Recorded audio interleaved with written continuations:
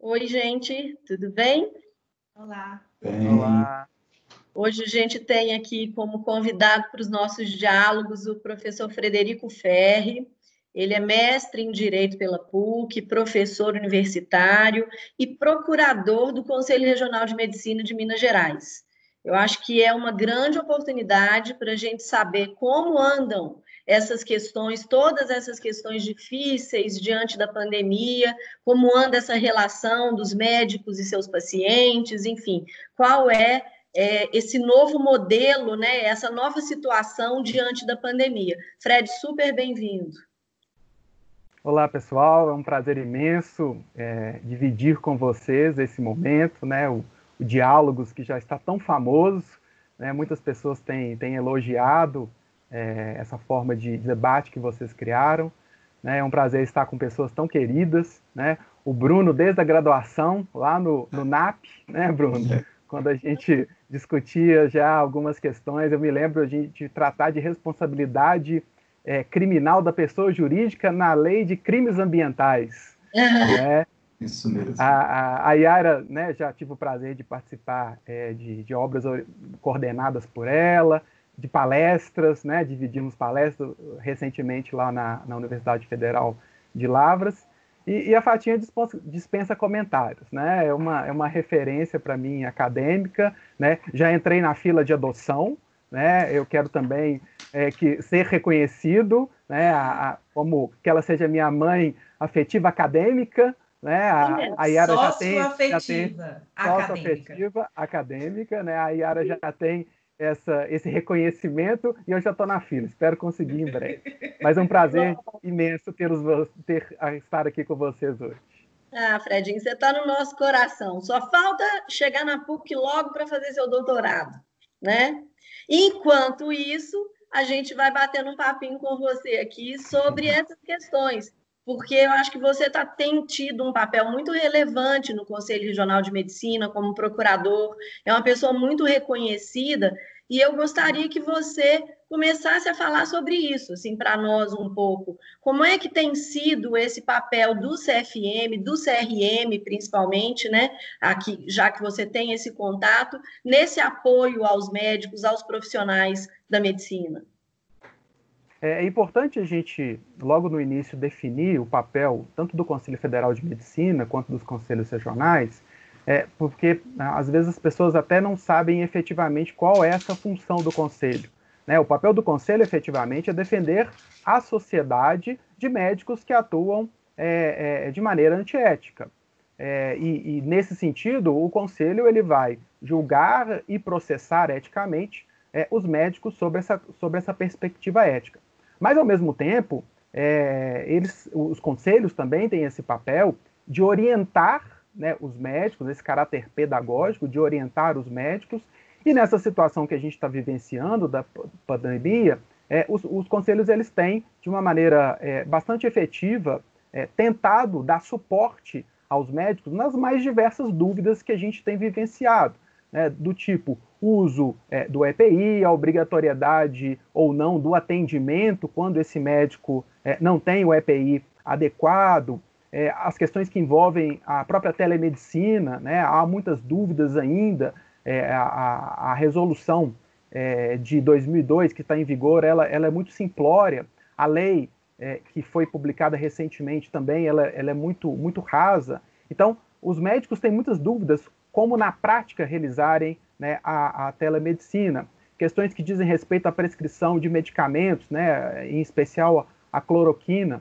Então, o papel dos conselhos regionais e do Conselho Federal de Medicina é tentar orientar esses médicos dentro das normas éticas, né, dentro dos limites da ética, permitir que eles, obviamente, atendam a população, mas, ao mesmo tempo, preservem a sua integridade física, a sua integridade mental. A gente tem percebido uma pressão muito grande, né? Eu enquanto advogado do CRM de Minas, acabo recebendo muitas demandas, muitas perguntas, né? E algo que tem me chamado muita atenção é a ansiedade e a preocupação que os médicos têm, não só em atender os pacientes de maneira adequada, mas em relação à sua própria responsabilidade. especialmente do ponto de vista ético, do ponto de vista criminal e do ponto de vista civil, no sentido de que, olha, se eu praticar determinada conduta, eu serei penalizado, né? Então, isso é uma preocupação muito grande. Então, o médico, ele literalmente está nesse fogo cruzado. De um lado, ele tem a obrigatoriedade de atender, de outro, ele tem que preservar a sua integridade mental e física e ter uma preocupação a posteriori, talvez, de uma eventual responsabilização. Então, eu tenho percebido uma ansiedade muito grande por parte dos médicos, né, nessa pandemia que a gente tem vivenciado. Fred, escutando, né, as suas falas, eu fico pensando muito na questão das autonomias, né? Tanto do médico, eu acho que esse auxílio que ele busca no CRM, no caso aqui, né, da sua atuação, é justamente para fundamentar o exercício dessas autonomias do próprio médico, né? Mas eu também fico pensando se em época de pandemia nós não temos que pensar e como que, eu queria te ouvir sobre como que o Conselho Regional de Medicina tem orientado os médicos acerca da autonomia deles, mas também da autonomia dos pacientes, né? Eu acho que é importante a gente compreender que por mais que nós estejamos num momento complicado, né, diferente, que ninguém nunca viveu uma situação como essa, existem alguns princípios bioéticos e biojurídicos, como o princípio da autonomia, que devem ser resguardados. Como é que você tem visto isso, sob o ponto de vista do que vem sendo consultado lá ao CRM?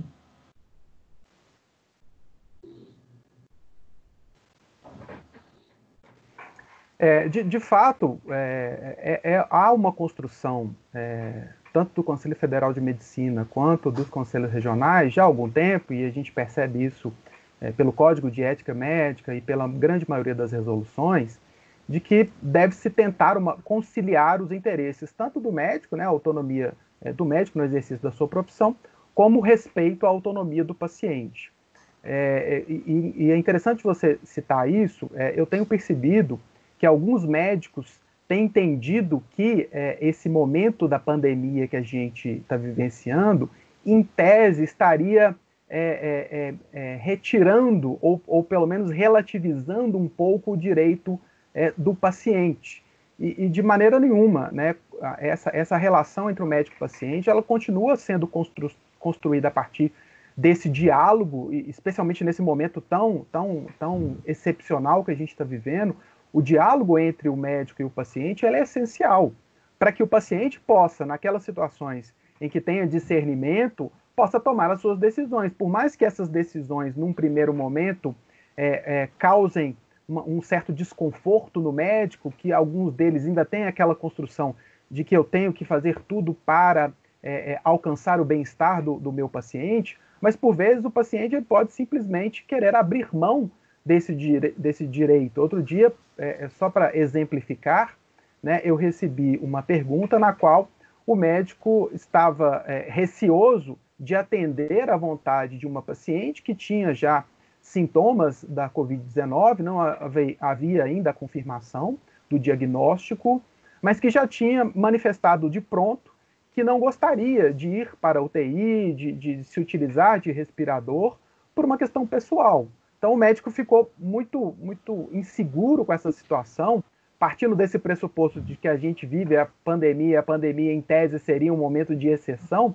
Mas eu disse para ele, não, doutor, da mesma forma o senhor vai ter que explicar para ela quais são as consequências, verificar se ela tem discernimento, se ela tem capacidade para entender as decisões, os efeitos da sua decisão, e a partir daí o senhor vai ter que respeitar essa decisão da paciente, obviamente fazendo um registro, né, no prontuário, né, desse diálogo que você construiu para ela, até para que isso traga uma segurança tanto para você, enquanto profissional, quanto para ela, e uma eventual discussão, se vier, isso tudo está muito bem documentado. Então, de fato, alguns médicos têm entendido, né, e os regionais, os conselhos regionais do CFM, estão mantendo esse direcionamento de que o diálogo com o paciente continua da mesma forma, sendo importante, independentemente do momento que a gente vivencia. Sim. Isso é bem interessante e muito importante destacar mesmo essa questão das autonomias. Mas, Fred, eu vi que houve esse ano a publicação da resolução 2271 sobre as UTIs, que define, na verdade, a UTI, a unidade de cuidado intermediário, né? Eu queria que você falasse um pouquinho para a gente do processo de construção dessa resolução e de como que essa resolução se é coordenada com aquela outra resolução que fala sobre os critérios de admissão e alta em UTI, que era que é a resolução 2156 de 2016. Apenas para a gente situar mesmo essas duas resoluções e dizer assim como que elas agora se contextualizam na pandemia. É importante você trazer esse questionamento, Bruno, porque não obstante essa resolução, a 2271, ter sido publicada durante, né, esse estado de pandemia que a gente vivencia, ela foi construída antes. Então, é importante a gente fazer a leitura dessa resolução à luz do momento anterior à pandemia. Porque algumas pessoas têm entendido, pelo fato dela ter sido publicada recentemente, que ela se adequaria estritamente para o atendimento, né, em UTIs durante o processo da pandemia. É óbvio que ela não deixa de ser uma referência, né, por conta do funcionamento, dos requisitos obrigatórios e etc., mas a gente tem que fazer uma leitura com certas ressalvas, porque ela não foi construída especificamente para a pandemia, apesar de ser útil, né, por conta de tudo que a gente está vivenciando, pelo fato, né, de grande parte das UTIs estar sendo utilizadas, algumas já 100%, dependendo da cidade e do estado.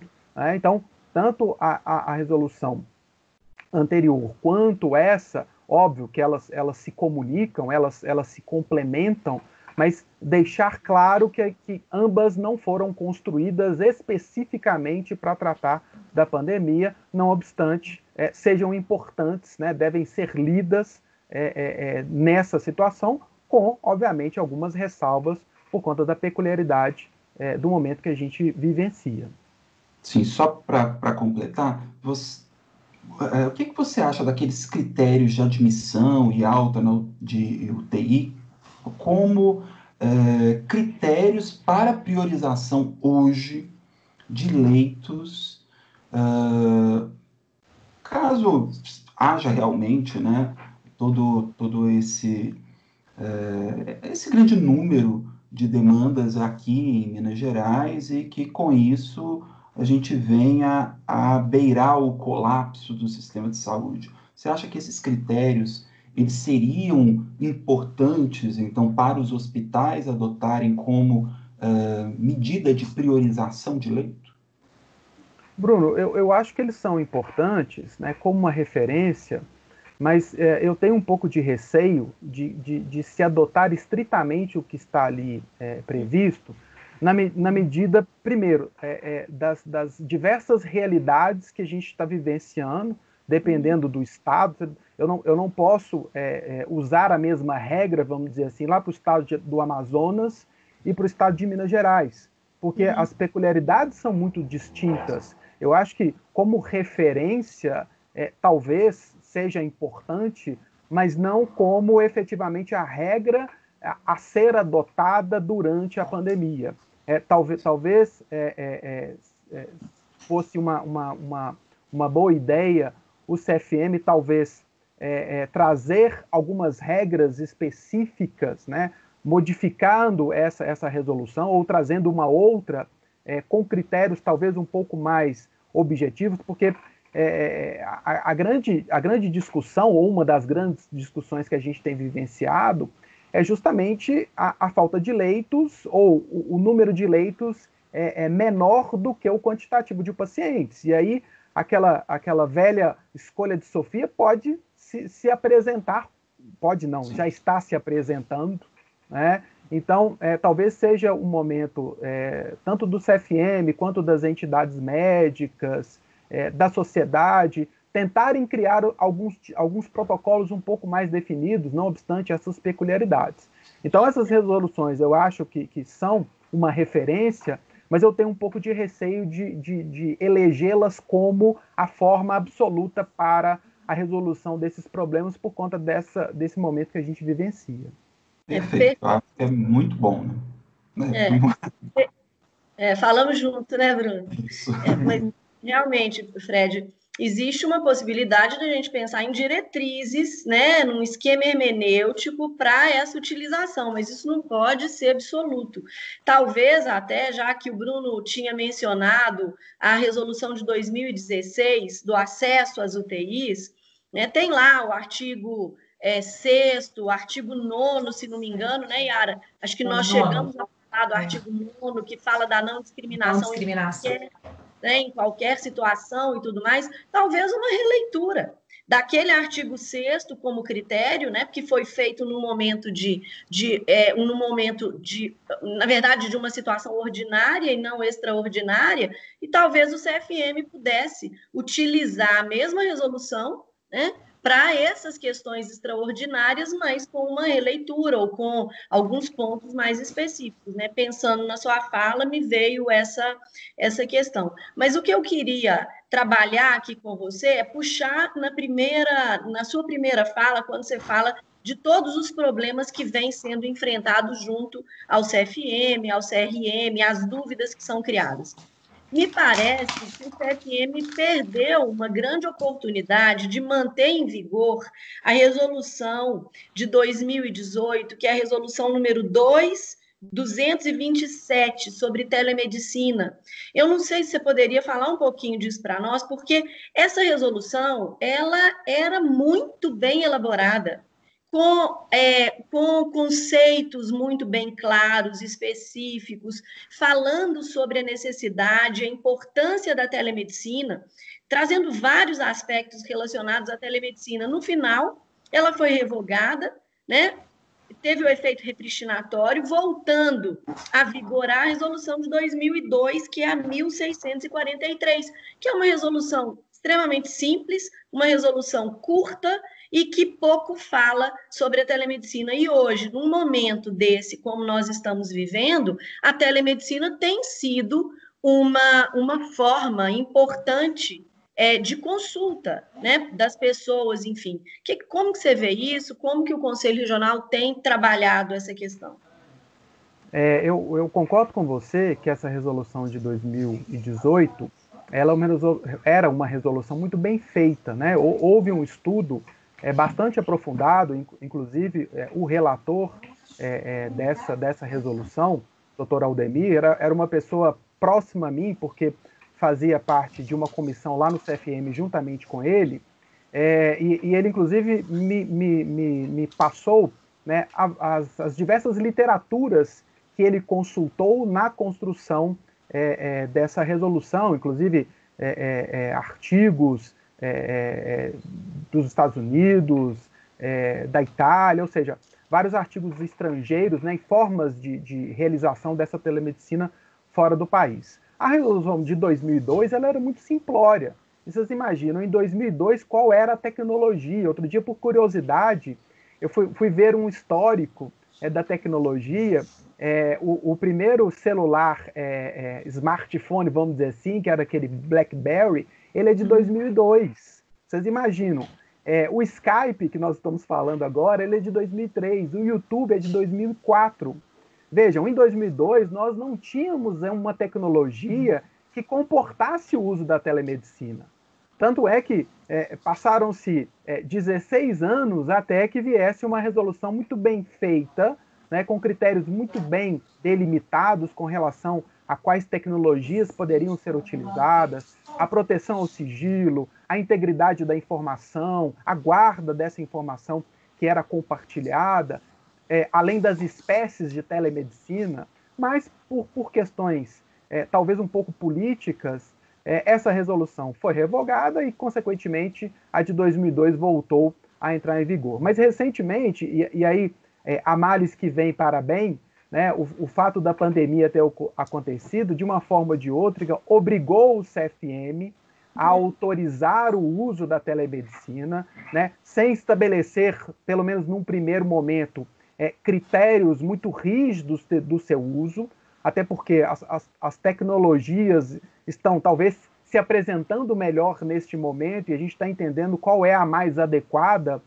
para o uso da telemedicina, mas já houve uma promessa, recentemente eu ouvi o presidente do CFM dizendo que há uma tendência em que uma resolução mais completa, né, até porque no início desse ano foi ofertado aos médicos darem sugestões quanto a essa resolução da telemedicina. Então, há uma expectativa de que até no final do ano tenhamos uma resolução sobre a telemedicina e aí com os detalhamentos, talvez, da resolução de 2018, que traz uma segurança maior, tanto para o paciente quanto para o médico, no uso dessa tecnologia que agora passou a ser uma realidade, né, diante do que a gente está vivendo.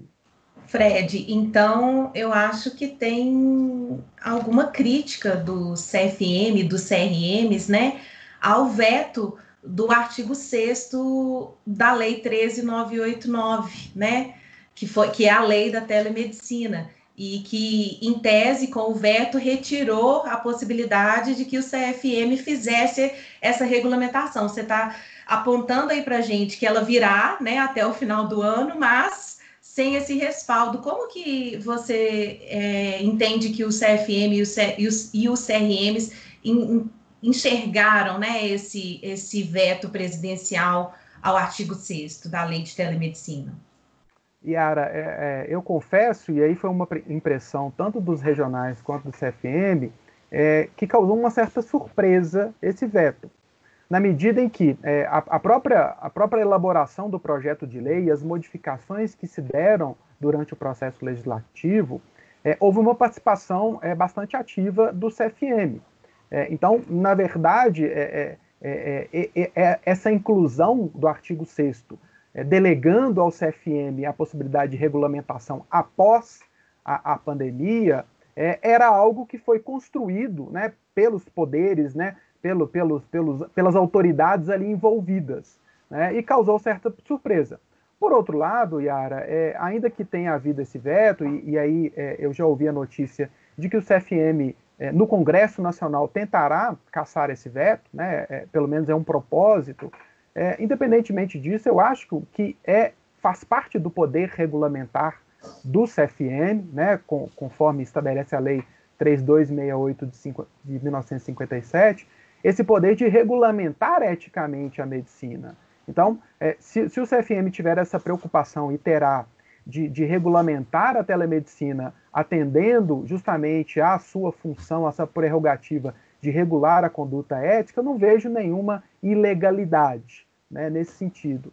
Porque, de um outro lado, vocês imaginam, o Congresso Nacional teve até uma certa dificuldade, ainda que esse projeto de lei tenha tramitado em regime de urgência urgentíssima, né, que é uma formatação do próprio regimento deles, demorou cerca de um mês, né, diante da situação que a gente vivencia. Então, eu tenho receio também de nós termos que aguardar o Congresso Nacional propor um projeto de lei, obviamente, com qualidade do ponto de vista técnico, mas, ao mesmo tempo, eu não vejo nenhum impedimento com que o CFM edite essa resolução, e o veto, mesmo que as razões tenham sido nesse sentido, da obrigatoriedade de ter uma lei, eu não vejo essa impossibilidade do CFM regular por meio de resolução. Muito bom, muito bom. Um papo muito bacana, acho que foi muito esclarecedor. Só temos a agradecer, né, Bruno e Yara, ao Fred, e esperamos contar com você em outros momentos para a gente conversar a respeito. Vamos ver como é que as coisas vão andar aí e vamos ver, né, Fred, que dias melhores venham e que a gente possa falar sobre coisas boas e boas resoluções e bons resultados e boas pesquisas e tudo mais. De fato, eu agradeço mais uma vez a oportunidade, foi um prazer falar com pessoas tão queridas. Fico à disposição para a gente discutir outros assuntos, porque outros assuntos vão aparecer, cada dia é uma novidade, né, diante desse cenário, mas ao mesmo tempo eu vejo um horizonte positivo. A gente está aprendendo muito, né, não só pessoalmente, mas profissionalmente, com tudo isso que a gente está vivenciando, e as relações médico-paciente, médico-hospital, médico com outros profissionais da saúde, ela está se modificando e vai modificar, não só em face da pandemia, mas de tudo que a gente está vivenciando hoje e daqui para frente. Né? Valeu, foi um prazer falar com vocês. Obrigada, Fred. Obrigada. Tchau, gente. Tchau. Tchau, até mais.